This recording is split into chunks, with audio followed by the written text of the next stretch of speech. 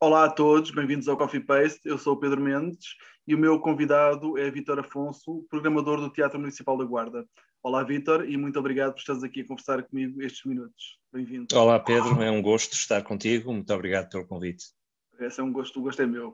Em primeiro lugar, queria te fazer uma pergunta inevitável, que é como é que o Teatro Municipal da Guarda enfrentou, ou está a enfrentar, esta pandemia que já quase há 2 anos nos toma de assalto? Pedro, tem sido uma devastação completa, como deves imaginar. Tens conhecimento do que é que o tecido cultural e o setor cultural, nomeadamente os teatros, os equipamentos culturais, têm sofrido com este tufão ou este furacão que foi a pandemia desde há quase 2 anos. E quando pensávamos há uns meses atrás que as coisas poderiam acalmar um bocadinho, voltou novamente agora no final do ano e este ano.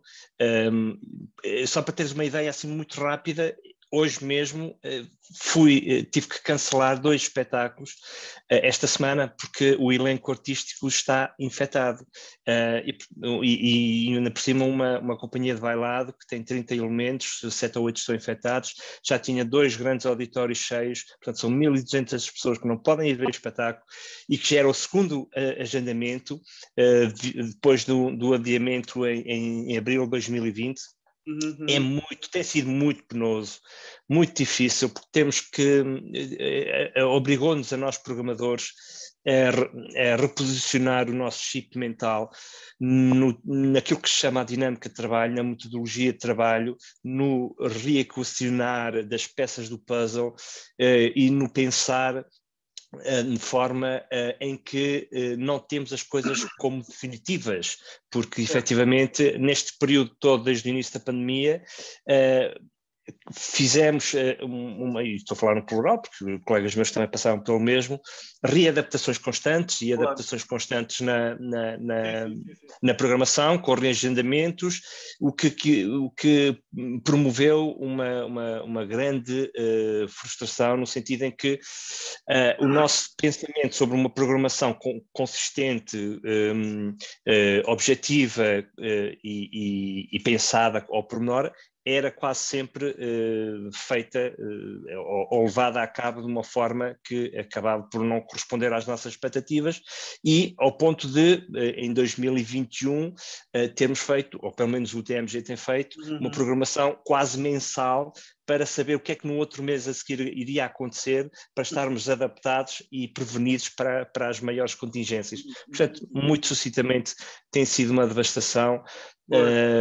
O que nos obrigou também a repensar modelos de programação, mas eu acho que parar, só fomos obrigados a parar quando fomos mesmo obrigados com o estado de emergência, como é óbvio, como todos sabemos, mas acho que parar e baixar os braços também não é opção, e o setor artístico e cultural precisa mesmo muito dos teatros para sobreviver, e aqui estamos. Sem dúvida, sem dúvida. E é um desafio, perdão, grande, mas perguntava-te como é que, fora a pandemia, como é que tem sido o desafio de programar o Teatro Municipal da Guarda para ti? Bom, eu estou no Teatro Municipal da Guarda desde a sua gênese, desde a sua abertura, em 2005. Na primeira fase, nos primeiros 9 anos, estive como coordenador do serviço educativo, que também foi um desafio, porque a minha formação é na área da música, na área da educação, e anteriormente a ter entrado no teatro já tinha coordenado durante 5 anos um outro equipamento cultural mais pequeno na Guarda, que também tinha uma valência de educação e de cultura, e portanto o meu trajeto no TMG tem sido os primeiros 9 anos no serviço educativo, que também foi uma aprendizagem muito enriquecedora para mim, e fazia programação mais vocacionada para público infantil-juvenil, público sénior, projetos de intervenção social, inclusão pela arte, enfim, uma grande diversidade de projetos e de práticas culturais nesse sentido. E vai fazer também 9 anos, depois da saída do Américo Rodrigues, assumi a programação e a coordenação, que também é outra tarefa complementar à programação, no sentido em que, sou responsável pelos últimos quase 9 anos, e como é que tem sido o desafio? Tem sido também muito exigente, como deves imaginar. O Teatro Municipal da Guarda vai fazer 17 anos que está no ativo, felizmente que granjeou ao longo de todo este ano, desde a primeira hora até agora, acho eu, um papel preponderante nos teatros municipais do país, com uma programação programação que eu considero ser de referência e que efetivamente semeou caminho, sedimentou um papel próprio na dinâmica cultural na cidade e na região. Agora, desde há pouco tempo era o único teatro com a infraestrutura que nós temos, com um grande auditório, pequeno auditório, café-concerto, galeria de arte existente na região centro, e só agora é que abriu o Cineteatro da Covilhã, restaurado, mas a nossa benesse é que temos um teatro na Guarda que é original e pensado de raiz, é novo, até em termos arquitetónicos e por esse sentido também é uma infraestrutura que eu considero ser única, não só em termos físicos, mas também em termos de programação. E falando em programação, que princípios identificas que norteiam a programação que se apresenta ou que tu desenhas para o teatro? Bom, eu costumo pensar sempre em 2 critérios muito basilares, mas que norteiam muito do meu pensamento no que se refere ao desenhar, como dizias, e bem, da programação, que tem a ver com 2 critérios, como digo, são basilares, mas que são essenciais. Tem a ver com o critério da qualidade artística, cultural dos projetos, daquilo que eu considero que tem qualidade os projetos culturais que eu programo, e por outro lado, e não menos importante, o critério da diversidade, ou seja, nós não somos um teatro com a matriz programática, por exemplo, num teatro Rivoli, que está focado numa área específica, artes performativas contemporâneas, a dança contemporânea, cruzamentos disciplinares, mas uma linguagem contemporânea, essencialmente. Mas somos uma matriz de programação de um teatro municipal que está inserido no interior, e não podemos esquecer-nos disso, que está inserido no interior do país, com as suas especificidades e idiosincrasias próprias, e nesse sentido a diversidade e pensar a programação para múltiplos públicos é fundamental. E quando digo múltiplos públicos, estou-me a referir desde projetos artísticos para pré-escolar até ao público sénior, e eu tenho também, até não só como programador, mas também como consumidor cultural e como habitante, cidadão da Guarda, há tantos e tantos anos que vivo na Guarda, apercebi-me também do que é programar numa cidade e vivenciar as atividades culturais da Guarda. E eu próprio tipifiquei, de certa forma, os vários públicos que existem na Guarda, e são 6 ou 7. Temos o público familiar, que veio a ver espetáculos ao fim de semana para público, para espetáculos de novo circo, de teatro, de dança, com filhos, pais, etc. Temos o público mais vocacionado, interessado em linguagens artísticas mais independentes e alternativas, seja na música, nas artes performativas, no teatro, mais experimental. Temos um público mais massificado, que só vem ver espetáculos de grande nome, de grande referência musical e que enche o grande auditório. Temos o público do cinema, temos o público das artes plásticas, o público institucionalizado, que é muito importante, ou seja, o público que, por exemplo, lares de idosos, aldeia SOS, que nós vamos buscar e trazê-los não só como espectadores, mas também, às vezes, para serem co-criadores de projetos artísticos comunitários.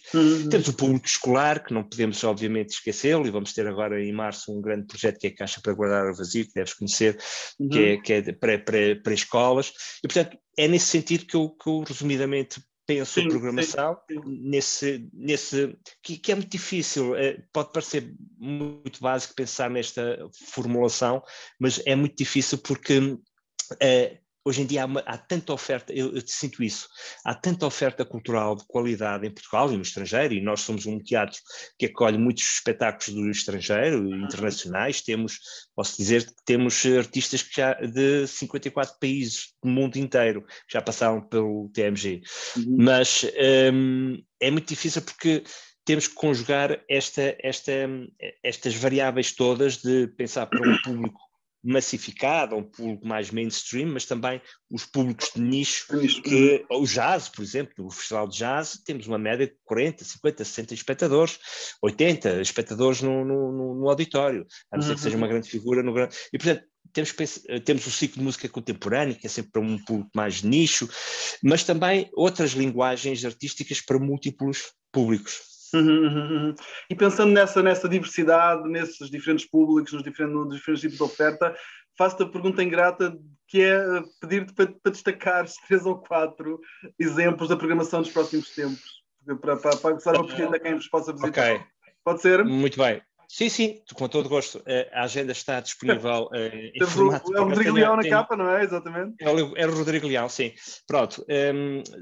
Nesta primeira temporada do ano, nós temos sempre a preocupação de fazer uma programação um bocadinho, no sentido mais forte e afirmativa e assertiva, no sentido é que em abril fazemos nós teatro anos, ou seja, é o aniversário do teatro e calha mesmo no 25 de abril.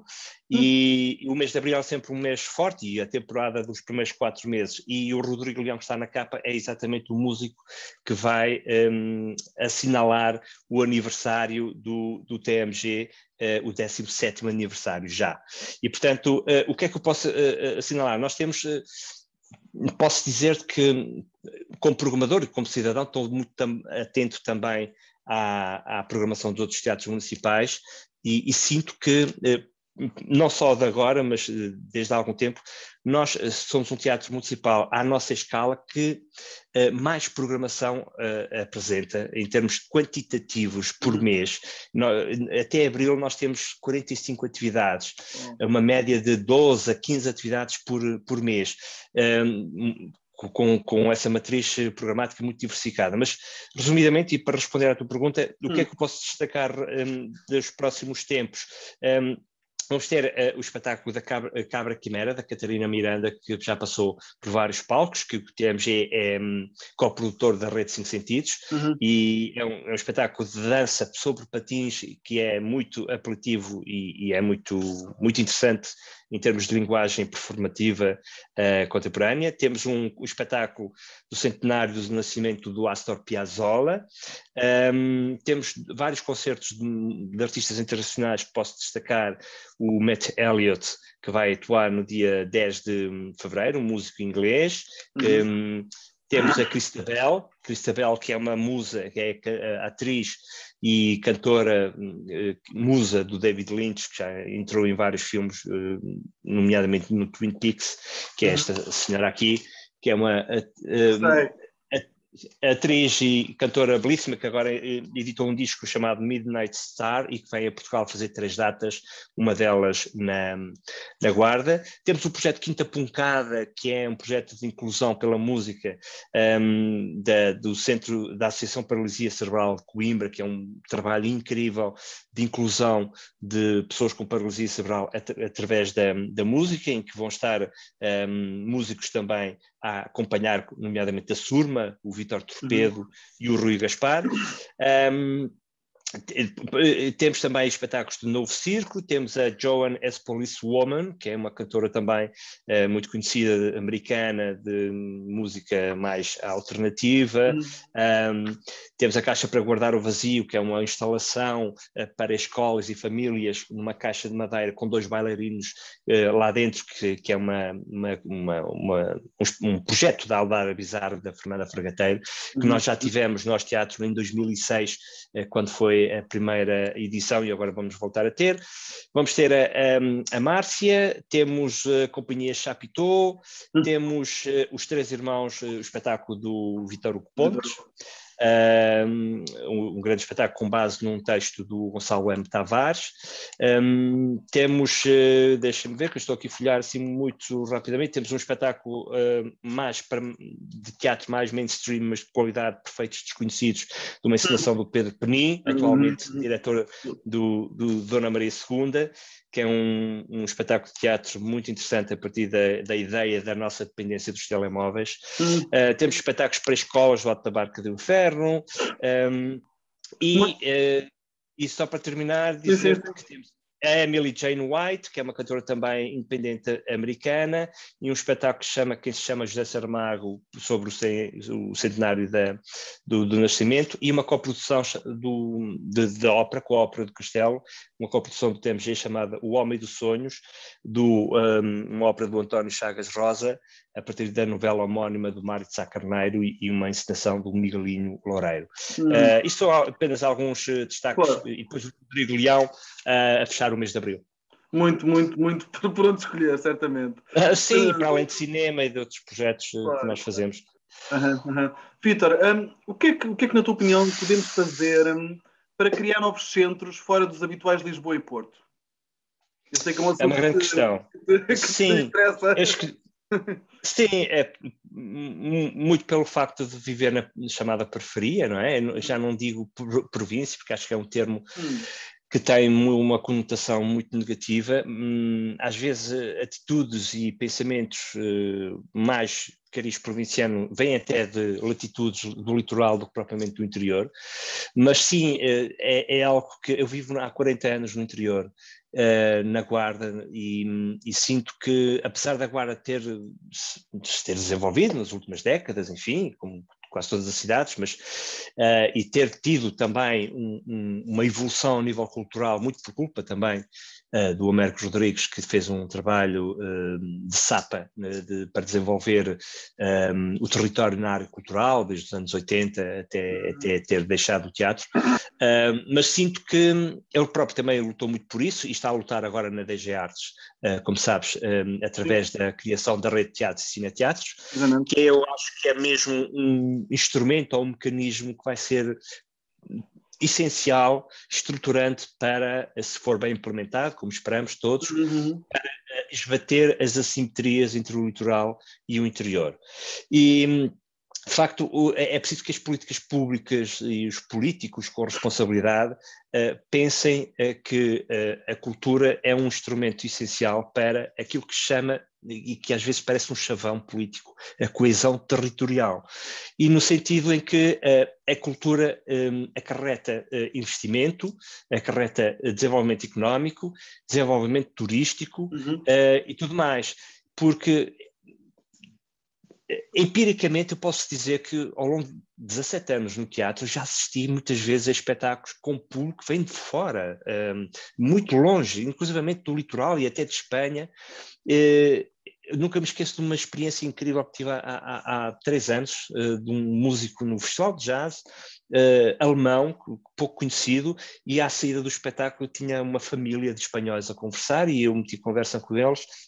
E perguntei se tinham vindo de Salamanca, que é a cidade mais próxima, ou Cidade de Rodrigo. Eles Uhum. disseram, não, viemos de Valência de propósito, fizemos 700 quilómetros, porque o meu Uau. filho é fã do músico, e viemos, não conhecíamos a Guarda, ficámos cá ao fim de semana e vamos conhecer a Guarda. Portanto, isto é um pequeno exemplo, e é Claro. sintomático de que a cultura e o investimento na cultura produz resultados económicos, afirma a cidade e afirma o território.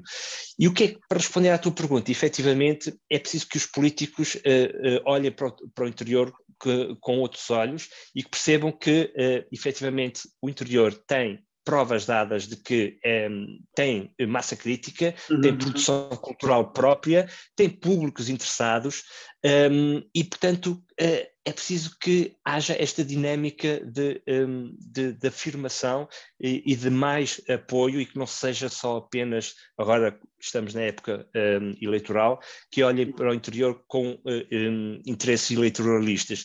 Eu escrevi há dias um post no Facebook, acho que estavas a referir também a isso, em 2 aspectos, ou seja, no aspecto em que efetivamente, por exemplo, a comunicação social também tem um grande peso e uma grande Uhum. responsabilidade, e o jornalismo cultural em específico, porque efetivamente há várias razões, podemos discuti-las aqui, mas Uhum.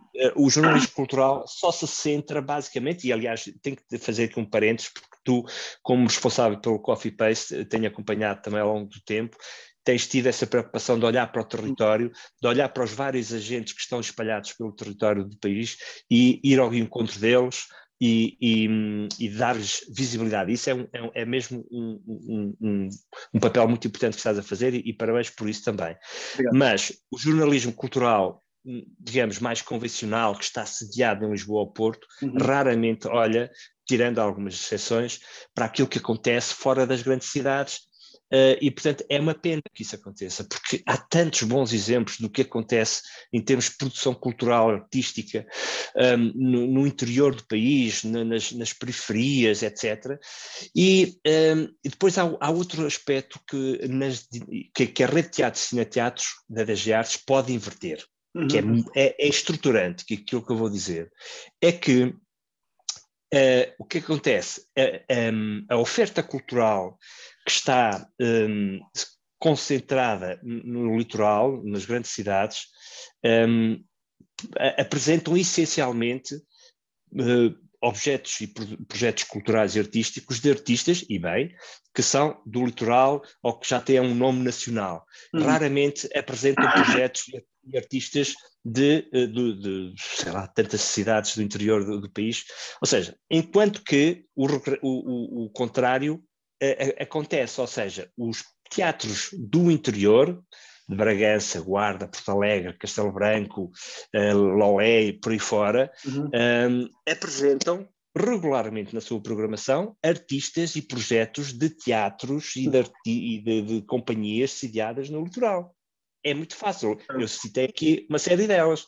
Ou seja, há aqui aquilo que eu considero, e já faço programação há 22 anos, a verdade é que acho que há cada vez mais um desequilíbrio nos pratos das balanças, em que é muito difícil para um teatro do interior, ou para uma companhia sediada no interior, ou para um conjunto de artistas do interior ou das periferias, apresentarem e conseguirem fazer valer a sua proposta cultural e o seu projeto artístico num teatro, não vou citar nenhum, do litoral. É muito difícil.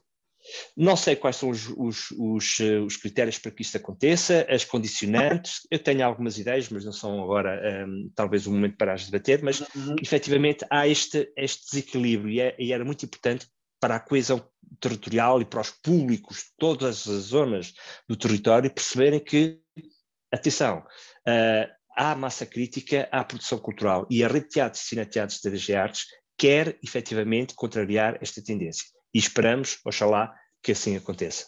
Oxalá. Queria te perguntar sobre outro projeto em que estás envolvido, que é perguntar-te como é que está a correr a candidatura da Guarda à Capital Europeia da Cultura 2027. Bom, está a decorrer já numa fase final, nesta primeira fase, no sentido em que a candidatura da Guarda apresentou o seu dossiê, o seu bidbook, na data estabelecida, no final de novembro. Okay. Neste momento está a ser avaliada pelo júri. Sei que os prazos vão ser mais ou menos estes, até final de março, fevereiro, março, vão em Lisboa, todas as candidaturas, inclusive a da Guarda, obviamente, vai ser auscultada, vai ser entrevistado, o diretor executivo da candidatura vai ser entrevistado para apresentar à frente do júri os argumentos para que a Guarda possa ser a eleita ou possa passar à segunda fase. Em março, o júri das 12 candidaturas que há em Portugal, 12 cidades, num país tão pequeno, o que vai acontecer é que o júri vai anunciar os finalistas, as candidaturas finalistas, que poderão ser 3 ou 4, não mais, cidades finalistas. Depois de serem anunciadas essas cidades finalistas ou essas candidaturas, o que vai acontecer é que até final deste ano, 22, estas cidades vão ter que trabalhar ainda mais do que já trabalharam para afinar, aprumar a sua estratégia de programação e de projeto para a candidatura, para que no final deste ano apresentem um novo dossiê, desta feita mais pormenorizado, mais detalhado, mais sustentado, para depois o júri voltar a avaliar e no início de 2023 ser anunciada a cidade título para 27. Agora vamos ver, nós temos os nossos argumentos, obviamente todas as cidades têm os seus próprios argumentos. Por acaso o nosso dossiê ainda não é público, mas vai ser em breve público, e vamos ver. Eu acho que a cidade que conseguir ganhar vai ser uma cidade que certamente vai ser transformada.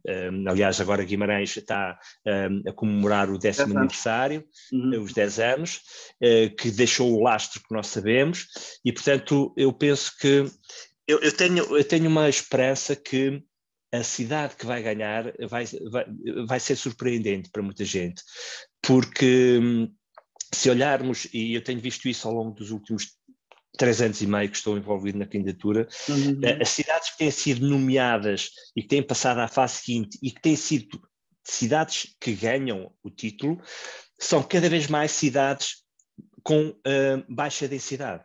Isto é um sintoma da densidade populacional. Para teres uma ideia, Pedro, as 4 cidades, as 3, 4 cidades até 27, 28, até 26 pelo menos, que já foram nomeadas, que passaram à fase, são cidades que têm menos de 100 mil habitantes. Algumas até têm 70, 80 mil. Portanto, isto significa que cada vez mais aquela ideia de há 20 anos atrás uma capital europeia da cultura eram as metrópoles, já acabou há muitos anos, e cada vez mais a União Europeia e a Comissão Europeia atribui o título de cidade capital europeia da cultura a cidades pequenas ou médias, porque é um pretexto para se desenvolverem. Ou seja, são cidades que precisam desse título, efetivamente, porque são cidades com baixa demografia, baixos níveis de economia, com níveis elevados de desemprego, com um território despovoado, etc, etc. Claro que a Guarda, das 12 cidades que são concorrentes, a Guarda, juntamente com eventualmente Évora e outra, talvez uma das ilhas, configura um bocadinho este paradigma. Mas isto não significa que seja critério único para passarmos ou para sermos título. Obviamente temos que ter uma estratégia consistente ao nível da cultura, parcerias internacionais, um projeto cultural muito forte, enfim, um projeto financeiro e de gestão também muito sólido. Não é só isso. O que eu queria, para terminar, era só salientar de que, efetivamente, as últimas cidades que têm passado e que têm sido título e que têm passado à segunda fase são cidades de pequena ou média escala. Isto é um sintoma que pode baralhar as contas para aqueles que pensam, não, Braga ou Coimbra vão ganhar. Talvez não seja tão simples assim. Vamos esperar para ver então. Sim, Olha, exatamente. Vou terminar pedindo-te um desejo para as artes, para os tempos mais próximos. Bom, basicamente, eu acho que o desejo mais simples que eu posso ter e que posso manifestar é mesmo o de que a normalidade volte rapidamente, a normalidade pós-Covid. Eu estou em crer que este ano será um ano efetivamente de mudança, em que o setor cultural e artístico possa voltar efetivamente à normalidade, à criatividade, à circulação, à itinerância, e que os artistas, os técnicos, todas as pessoas envolvidas na dinâmica cultural deste país, e não só do mundo inteiro, a verdade seja dita, voltem efetivamente à normalidade, que tenham trabalho, que apresentem os seus projetos e que, no fundo, a cultura sirva de motor de desenvolvimento e que os políticos e a população percebam definitivamente esta premissa. Vitor, muito obrigado, foi um gosto falar contigo. Obrigado, Pedro. Um grande abraço.